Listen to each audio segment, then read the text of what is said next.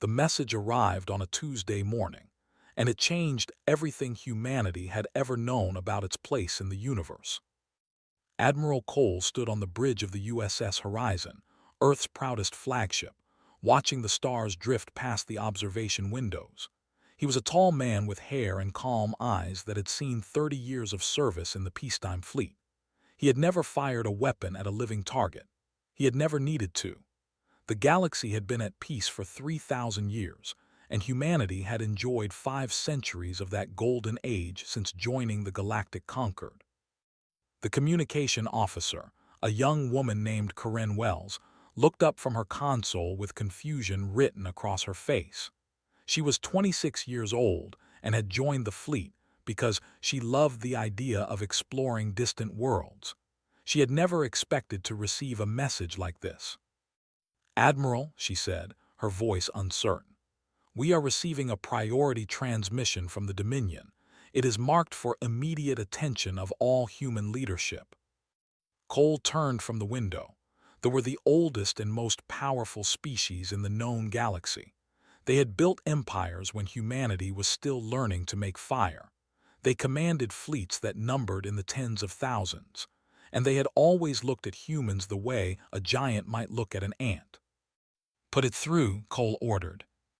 The main screen flickered to life, and the image of a High Chancellor appeared. The creature was 12 feet tall, its body composed of living crystal that pulsed with inner light. Its voice resonated through the bridge like thunder rolling across mountains. "To the species known as humanity," the Chancellor declared, "the Dominion has determined that your kind represents an unacceptable disruption to galactic order. Your rapid expansion, your unpredictable nature, and your refusal to accept your proper place among the lesser species has forced our hand. As of this moment, a state of war exists between the Dominion and the human territories. You will surrender unconditionally within 30 standard rotations, or you will be exterminated. There will be no negotiation. There will be no mercy. This is the will of the Dominion." The screen went dark. Silence filled the bridge. Corinne Wells had gone pale. Other officers exchanged frightened glances. Everyone knew what war with them meant. It meant death. It meant the end of everything humanity had built among the stars. Admiral Cole stood perfectly still for a long moment. Then, slowly, a smile spread across his weathered face. "Corinne," he said calmly, "send a message to Earth Command. Tell them the waiting is over." On Earth, in the gleaming towers of the United Nations Space Command, Secretary Daniel Cross received the same transmission. He was a broad-shouldered man in his 60s with a reputation for patience and careful thinking. Alien diplomats from a dozen species had gathered in his office, summoned by the unprecedented nature of the declaration. An ambassador, a slender being with 4 arms and compound eyes, spoke with what he clearly believed was sympathy. "Secretary Cross, we are deeply sorry. They have never lost a war. Perhaps if humanity surrenders quickly, they will be merciful. They might allow your species to survive as a subject people." A diplomat nodded its heavy head in agreement. "It would be wise to accept whatever terms they offer. Fighting is pointless. 40 species have tried, 40 species have failed." Cross listened to them speak. He looked at the declaration on his desk. He read the terms one more time, just to be certain he understood them correctly. Then he looked up at the gathered aliens, and he smiled. The ambassador felt a chill run through its body. There was something in that smile that it had never seen on a human face before, something old and patient and terribly confident. "Thank you for your concern," Cross said politely, "but I believe you misunderstand the situation. Please inform your governments that humanity will not be surrendering today, or ever." He stood up and straightened his jacket. "Tell them that we accept their declaration of war, and tell them that we have been waiting for this day for a very long time." The alien diplomats stared at him in disbelief. Did this human not understand mathematics? Did he not comprehend the sheer impossibility of what he was suggesting? They had 10,000 warships. Humanity had perhaps 300. The war would last days at most. But Secretary Cross was already walking out of the room, speaking quietly into his communicator. His voice was calm and measured, like a man ordering dinner rather than preparing for galactic war. "This is Secretary Cross. Authorization code Omega 77, Initiate Protocol Awakening." Deep beneath the Rocky Mountains, in facilities that had been sealed for 400 years, lights began to flicker on. Dust fell from machinery that had waited in darkness for generations. Computer systems that predated humanity's first contact with aliens hummed back to life. In the asteroid belt, hidden among the tumbling rocks and forgotten mines, massive doors began to open. Ships emerged from the darkness, not the sleek diplomatic vessels that the galaxy knew. These ships were different. They were angular and brutal and covered with weapons that should not have existed according to every treaty humanity had ever signed. On Mars, Colonel Victor Grant received a message on a secure channel that he had been told would never be used. He read the single word it contained, and then he began to laugh. Around him, his staff watched in confusion as he activated systems that were officially labeled as agricultural equipment. They were not agricultural equipment. On Titan, on Europa, on 100 colonies scattered across human space, similar scenes unfolded. Men and women who had spent their entire careers pretending to be scientists and merchants and administrators put aside their disguises and remembered what they truly were. They were soldiers. They had always been soldiers, and now, finally, they had permission to stop pretending otherwise. The galaxy believed that humanity was a young and naive species that had stumbled into the stars through luck rather than skill. The galaxy believed that humans were peaceful because they were weak, cooperative because they had no choice, friendly because they feared what would happen if they made enemies. The galaxy was wrong. Humanity had joined the conquered 500 years ago, and from the very first day they had been planning for this moment. Every smile had been a mask. Every gesture of friendship had been a deception. While the elder species grew comfortable and complacent, humanity had been watching, learning, building, and waiting. Admiral Cole stood on his bridge and watched the stars. Somewhere out there, fleets were gathering, confident in their coming victory. They would arrive expecting to find frightened prey. They would find something very different. Cole thought about all the years of preparation, all the secrets kept, all the weapons hidden, all the plans made and revised and perfected over centuries. He thought about what they had just unleashed, and for a moment he almost felt sorry for them. Almost. "Navigation," he said calmly. "Set course for Rally Point Alpha. It is time to show the galaxy what humanity really is."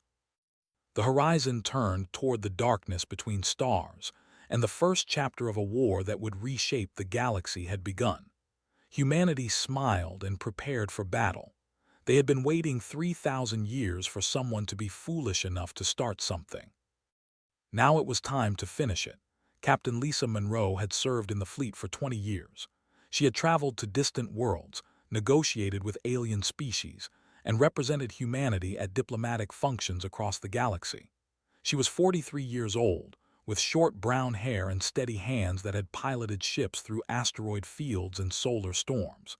She was calm under pressure and loyal to Earth, but she had never seen anything like what waited for her in the asteroid belt. The transport shuttle carried her through a hidden passage in a massive rock that official records claimed was nothing but a dead mining operation. The passage led deep into the asteroid, through security checkpoints that required codes she had only learned existed 3 hours ago. And then the tunnel opened into a cavern so large that it took her breath away. Ships filled the darkness, thousands of them, row after row of warships stretching into the shadows as far as her eyes could see. They were nothing like the vessels she had served on for 2 decades. These ships were built for one purpose only, and that purpose was destruction. General Warren stood beside her in the observation gallery. The general was a small woman with silver hair and eyes that had seen secrets most humans would never know. She had spent her entire career in divisions that officially did not exist, preparing for a day that most people believed would never come. "How many?" Lisa whispered. Her voice echoed in the vast space. 12,000 combat vessels ready for immediate deployment," answered calmly. "Another 8,000 in reserve facilities across the solar system. We have been building them for 400 years." Lisa felt her mind struggling to process what she was seeing. The galaxy believed humanity had a fleet of 300 ships. They had based their entire war plan on that assumption. They expected to overwhelm human forces with superior numbers. They had miscounted by a factor of 40. "How is this possible?" Lisa asked. "The conquered inspectors visit our shipyards every decade. They count every vessel we build." Smiled thinly. "They count the vessels we show them. These shipyards are hidden in asteroids, in hollowed moons, in facilities disguised as mining operations and research stations. The conquered sees what we want them to see, nothing more." She gestured at the fleet before them. "Every ship you see here was built by humans who knew they might never live to see it used. Generations of workers who kept the secret, who built these weapons in the darkness, who passed the knowledge to their children and trusted that someday their sacrifice would matter." Lisa thought about her own father, who had worked in an asteroid mining operation for 30 years. He had died 5 years ago, never speaking about what he really did out there among the rocks. Now she understood. He had been building this fleet. He had been preparing humanity for war. Across human space, similar revelations were unfolding. On Mars, Colonel Victor Grant walked through underground tunnels that connected the major cities of the Red Planet. The tunnels were lined with weapons systems that had been installed decades ago, disguised as environmental equipment. At the touch of a button, Mars could transform from a peaceful colony into a fortress that would make any attacker pay dearly for every inch of ground. "The defensive grid is fully operational," his lieutenant reported. "Orbital platforms are coming online now. Ground-based batteries will be ready within 6 hours." Victor nodded in satisfaction. He was a big man with a shaved head and scars on his hands from years of what he had called construction work. In truth, he had spent 20 years installing weapons that he hoped would never be needed. Now they were needed, and they were ready. On Titan, Dr. Price stood in a laboratory that her colleagues believed was devoted to atmospheric research. The equipment around her did study the atmosphere, but that was only a small part of its purpose. The real work happened in sub-basements that did not appear on any official diagram. She activated a console and watched as data flowed across the screen.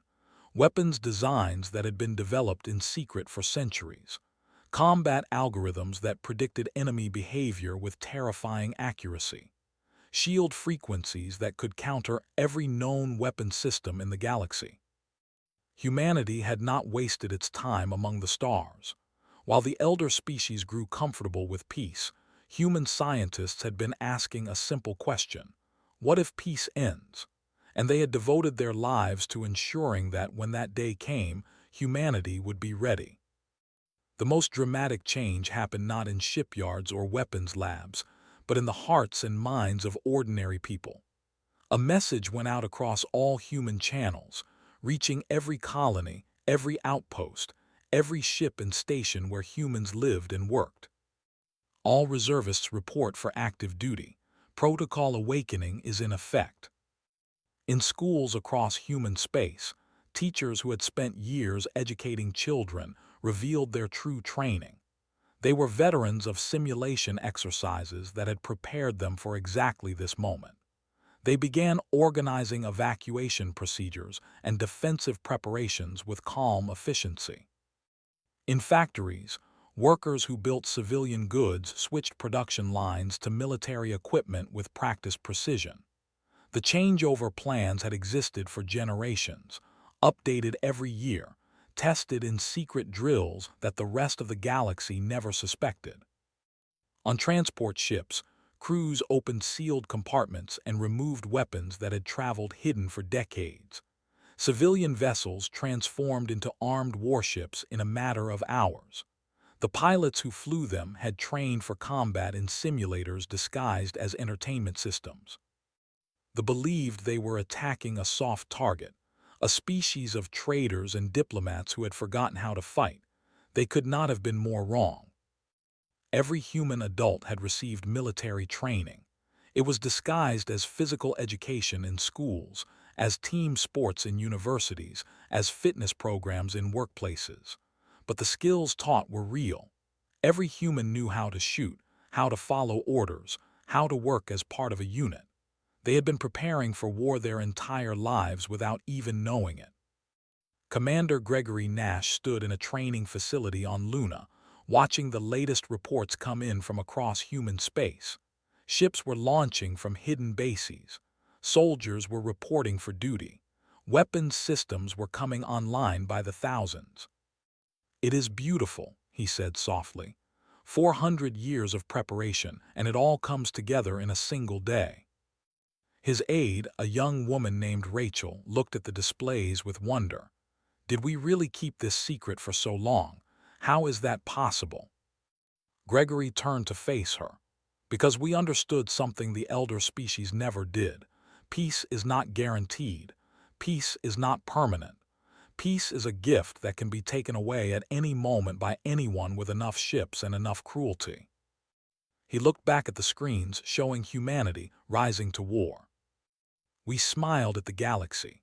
We shook hands and signed treaties and pretended to be harmless. But we never forgot what we truly are.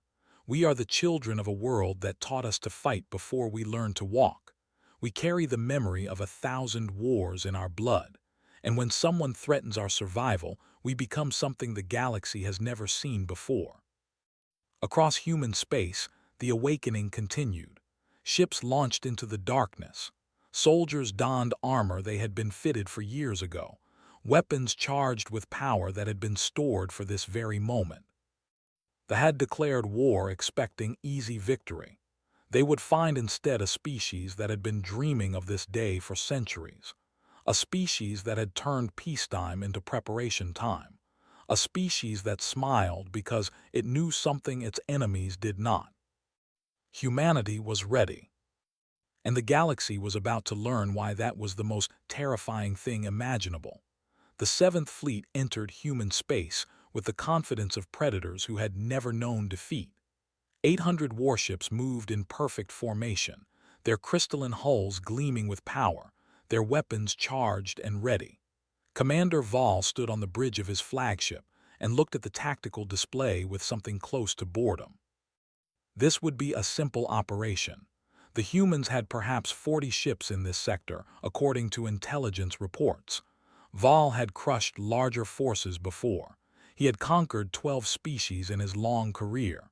This would be his 13th, and he expected it to be the easiest. His sensor officer reported contact with the human fleet. 42 vessels, just as predicted.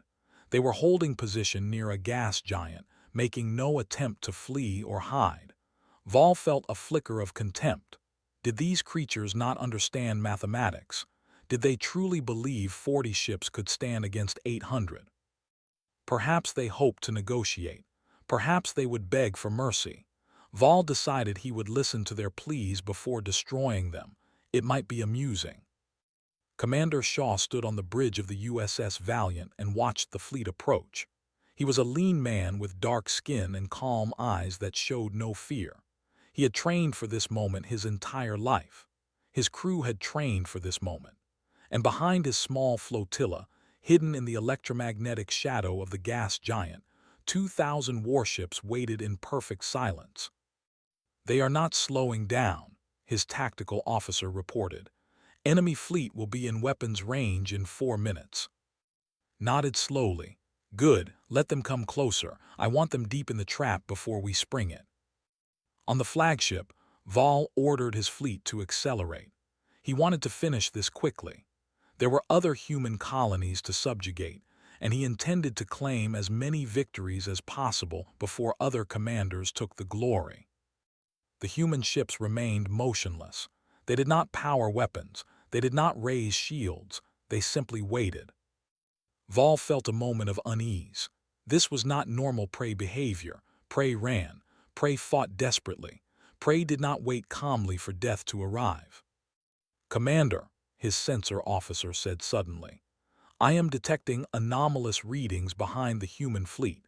There appears to be some kind of gravitational distortion forming near the gas giant." Before Vol could respond, space itself seemed to tear open. Jump points activated in a perfect sphere around the fleet. 2,000 human warships emerged from hidden positions, their weapons already locked on targets, their shields at full power. In the span of 3 seconds, 800 ships found themselves surrounded by a force more than twice their size. Shaw smiled and opened a communication channel. "Fleet, this is Commander Shaw of the United Earth Navy. You are surrounded and surrender immediately and you will be treated according to the laws of war. Resist and you will be destroyed. You have 30 seconds to respond." On the flagship, Vol stared at his tactical display in disbelief. This was impossible. Human ships could not hide from sensors. Human ships could not execute coordinated jump maneuvers with such precision. Human ships could not exist in these numbers because the conquered would have detected them. And yet here they were. His warrior pride overcame his shock. Surrender was unthinkable. They had never surrendered to any enemy in 20,000 years of galactic dominance.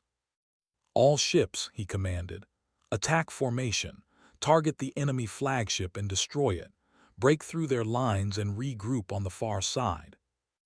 800 warships turned their weapons on the human fleet and opened fire. The battle lasted 11 minutes.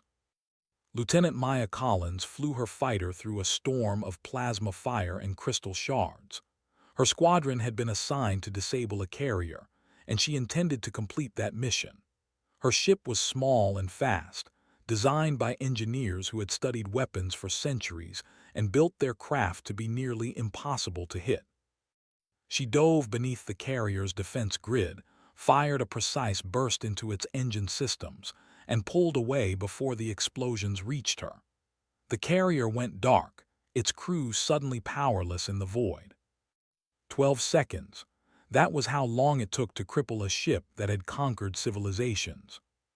Captain Christopher Lane commanded a destroyer that officially should not have existed.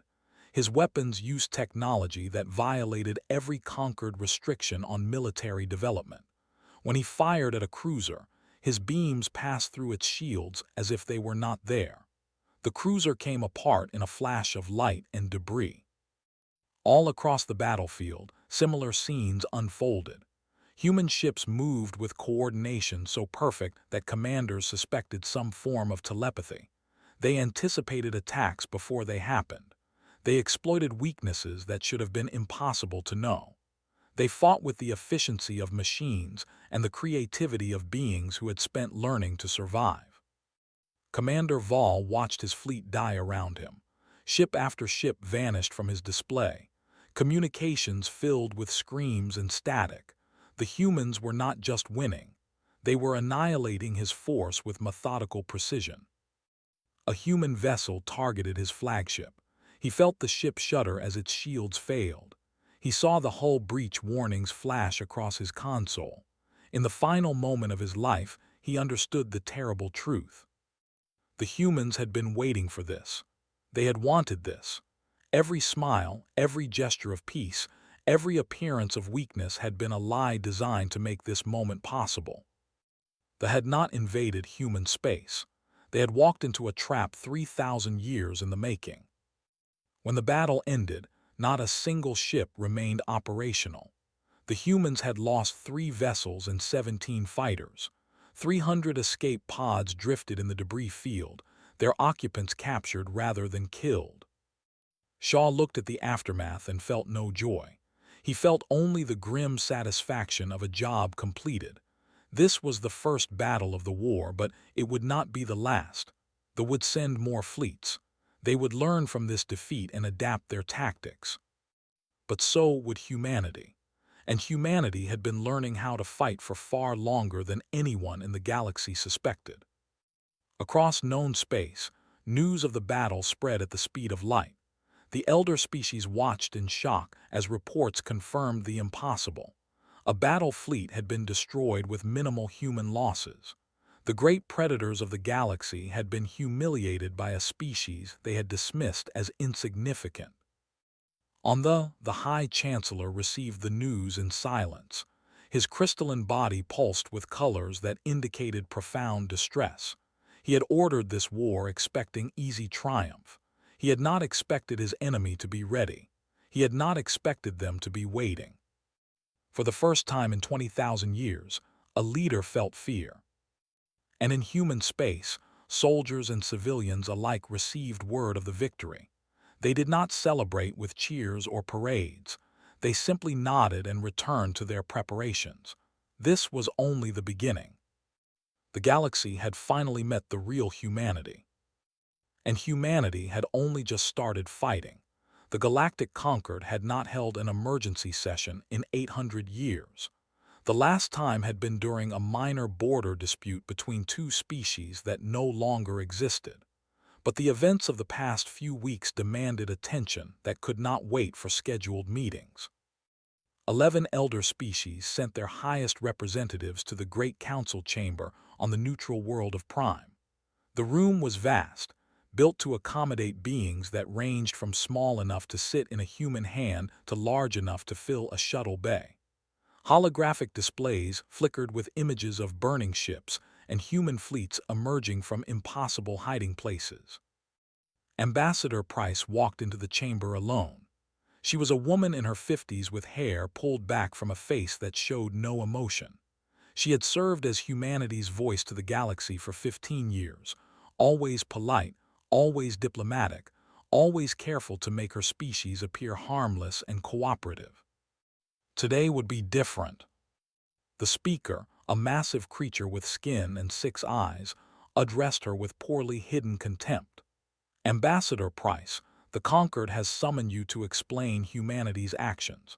You have violated numerous treaties regarding military development.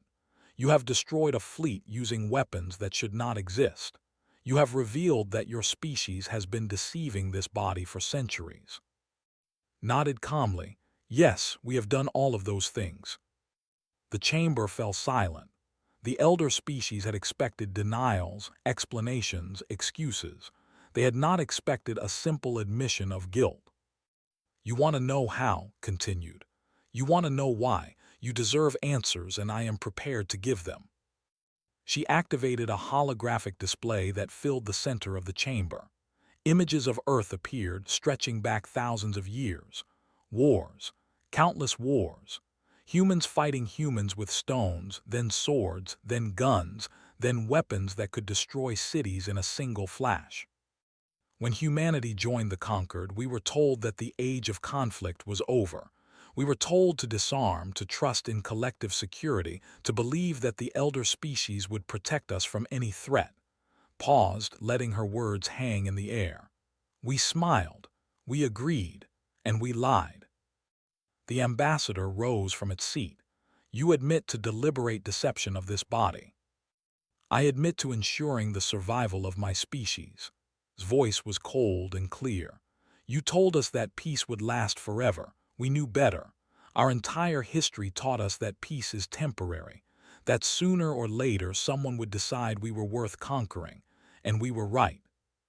She gestured at the display, which now showed the declaration of war. They attacked us without provocation.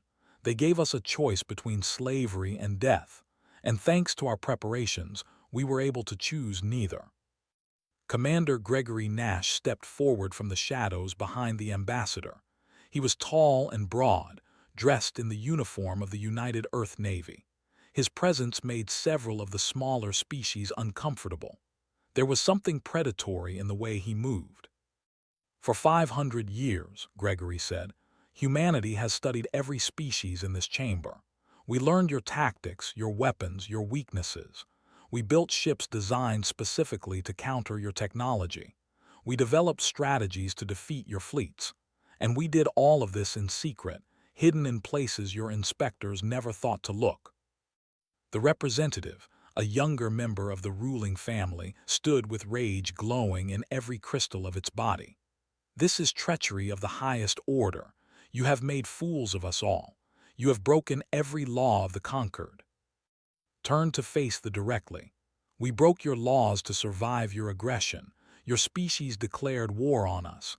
Your fleets entered our space with the intention of enslaving or exterminating us. We defended ourselves. She stepped closer. Tell me, Ambassador, what law did we break that they did not break first? The had no answer. Turned back to the full assembly. The elder species have spent 3,000 years growing comfortable with peace. You reduced your militaries. You stopped training warriors. You forgot what it means to fight for survival.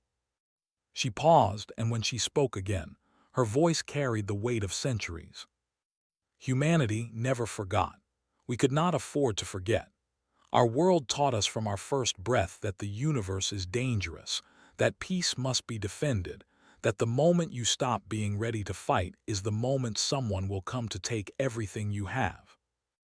The holographic display changed, showing the current state of human military forces.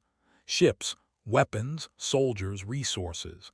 The numbers were staggering. Several representatives made sounds of disbelief. We do not seek conquest, said. We have no desire to rule the galaxy. We want only to live in peace and to be left alone. But we have learned, through bitter experience, that wanting peace is not enough. You must be able to defend peace. You must be able to make the cost of war so high that no enemy would dare to start one. She looked around the chamber at the gathered representatives of galactic civilization. The dared, they are learning the price of that decision. In 60 days, their fleets have been reduced by half. Their colonies are falling one by one. Their people are beginning to understand that they made a terrible mistake. The speaker found its voice. What do you want, Ambassador? What are your terms? We want unconditional surrender from the Dominion. We want recognition of humanity's right to self-defense. And we want the conquered to understand something very important. Walk to the center of the chamber, standing beneath the holographic displays of human power. We are not your enemies. We never wanted to fight anyone. We joined this community in good faith, hoping to learn from you, to grow alongside you, to contribute to galactic civilization. But we are not fools. We knew that someday someone would test our resolve, and we made certain that when that day came, we would be ready. She looked up at the assembled representatives with eyes that held no malice, only certainty. Humanity can be your greatest ally or your worst nightmare. The choice is not ours to make. It is yours. Treat us with respect and we will stand beside you against any threat. Threaten us, attack us, try to subjugate us, and you will face what they are facing now. Commander Nash stepped forward again. Every human adult can fight. Every human child is trained to survive. We have weapons you have never imagined and strategies you cannot predict. We have been preparing for this war since before your great-grandparents were born. Raised her hand for silence. But we do not want war. We never wanted war. All we ever wanted was to live among the stars in peace. They forced us to reveal what we truly are. Now that the truth is known, the galaxy must decide how to respond. She turned and walked toward the exit. We will be waiting for your answer. The chamber remained silent long after she left. The elder species looked at each other, and for the first time in 3,000 years, they understood something that changed everything they believed about the universe. They were not the most dangerous beings in the galaxy. Humanity was. And humanity had been hiding among them the entire time, smiling and waiting for someone to be foolish enough to reveal the truth. The war ended on the 63rd day. It ended not with a final battle or a dramatic last stand, but with a simple transmission from the High Chancellor appeared on screens across the galaxy. his crystalline form dim and flickering with colors that indicated defeat and surrender. He spoke only 12 words before ending the broadcast. The Dominion surrenders unconditionally to the human government. We submit. Across human space, there was no celebration, no cheering crowds or victory parades. Men and women who had spent 2 months fighting simply nodded and returned to their duties. The war was over. Now the work of building peace would begin. Admiral Cole stood on the bridge of the USS Horizon, watching the rotate slowly beneath him. The planet was beautiful in its way, covered with crystalline forests that caught the light of its twin suns and scattered it into rainbows. A civilization that had dominated the galaxy for 20,000 years lived on that world. And humanity had brought them to their knees in less than 3 months. Captain Lisa Monroe stood beside him, reviewing damage reports from the final engagements. Human losses had been remarkably light throughout the war. 317 ships destroyed, compared to over 6,000 vessels. 12,000 human soldiers killed, compared to millions of enemy casualties. "I spent 20 years hoping we would never have to use what we built," Lisa said quietly. "And now that we have, I thought I would feel guilty. I thought I would question whether it was right to deceive everyone for so long, to hide our strength, to pretend to be weak when we were anything but." She looked out at the alien world below. "I do not feel guilty. They gave us no choice. They would have enslaved our children and destroyed everything we built. We simply chose a different outcome." Cole nodded slowly. "That is all any species can do when threatened with extinction. We did not start this war. We only finished it." On Earth, Secretary Daniel Cross addressed the United Nations and a watching galaxy. The chamber was packed with diplomats, journalists, and representatives from a dozen species who had come to hear humanity's terms for the post-war galaxy. "The war is over," Cross began. "The Dominion has surrendered unconditionally. Their fleets are destroyed, their military leadership has been removed from power, and their worlds are now under temporary human administration until a stable civilian government can be established."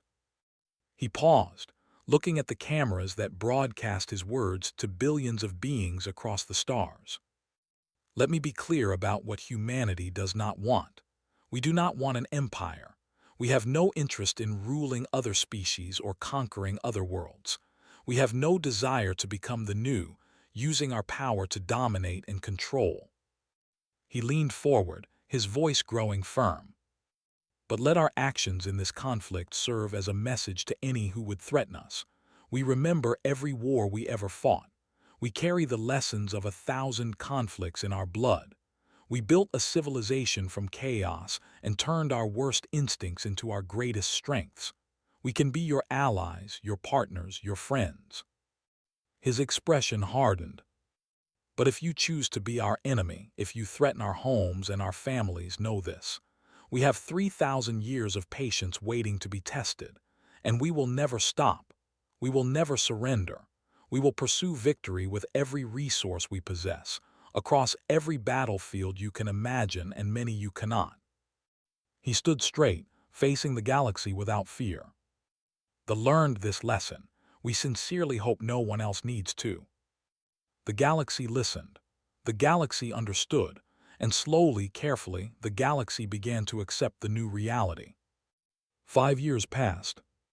The Dominion was rebuilt under human supervision, transformed into a democratic government that would never again threaten its neighbors. The former masters of the galaxy became students of peace, learning from a species they had once dismissed as insignificant. The Galactic Concord was reformed with humanity as a full and equal member. Treaties were rewritten. Military limitations were reconsidered. The elder species began to understand that peace required strength, that security demanded vigilance. And humanity returned to what it had always done best: building, creating, exploring. The warships were maintained but rarely used. The soldiers became teachers and engineers and scientists. The weapons were kept sharp but locked away. A young diplomat named was assigned to Earth for cultural exchange. She arrived frightened, uncertain what to expect from the species that had defeated her people so thoroughly. Her instructors had warned her about human aggression, human cunning, human deception. What she found was different. She found children playing in parks, arguing over games with passion that seemed out of proportion to the stakes. She found families eating together, sharing food and stories and laughter. She found artists and musicians and writers creating beauty that moved her in ways she had not expected.